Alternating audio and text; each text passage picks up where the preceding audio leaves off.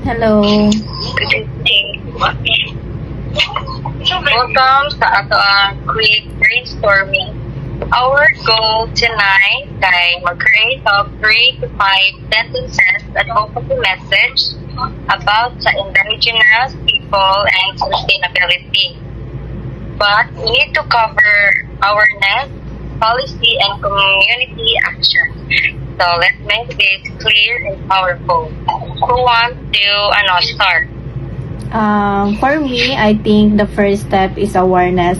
People need to really appreciate and understand ang rich cultural sa indigenous peoples and their vital roles in protecting our environment. Murag dili pa kayo clear sa tanan, di ba?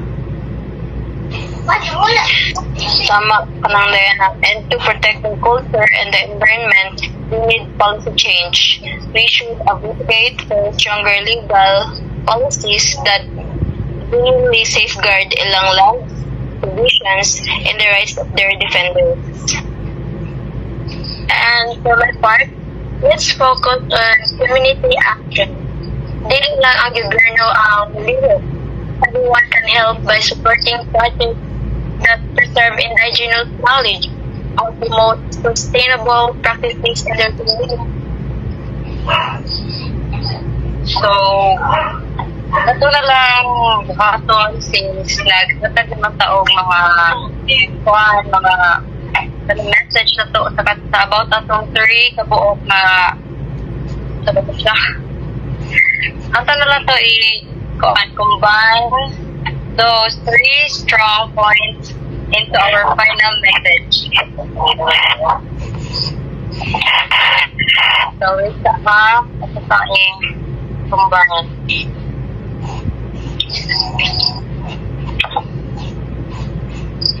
So, try daw if okay na ba, then correct me if I'm wrong. So, ako i-read ha. The advocacy message. We call on everyone to recognize the vital role of indigenous peoples in environmental sustainability. We advocate for stronger policies to protect their lands and rights. Let's all support community projects that preserve indigenous knowledge and ensure a sustainability future for all. Come on, sa inyo ha.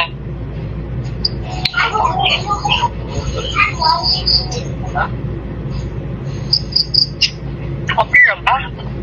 Or natin yung idea dyan? Tumura sa imong message.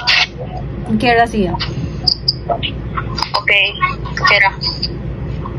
Diri daw balik ko akong instant sa imo. Diri daw balik when ang advocacy message. O katong atong final advocacy message. We call on everyone to recognize the vital role of indigenous peoples in environmental sustainability. We advocate for stronger policies to protect their land and rights. Let's all support community projects that preserve indigenous knowledge and ensure a sustainable future for all. Okay na, ne? Okay na? Okay na. Ikaw, Candida, yan. Okay na. Okay na. So, finally, ganun na lang.